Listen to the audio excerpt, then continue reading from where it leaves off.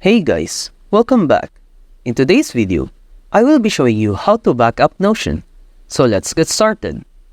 To create a backup for your workspace in Notion, follow these steps.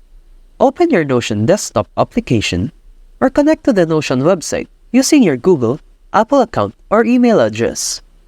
Navigate to your workspace and click on Settings and Members or simply Settings. In the Settings menu, search for Workspace Settings and click on it. Scroll down to find the Export All Workspace Content option.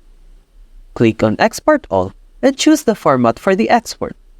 It's recommended to choose HTML for a comprehensive export that includes everything, including files and images.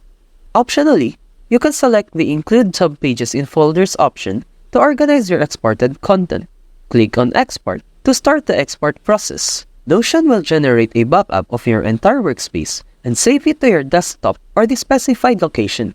By following these steps, you'll have a backup of your Notion workspace that you can use for reference or restoration. That's it for this video. I hope this video helped you out. Thank you for watching. See you next time.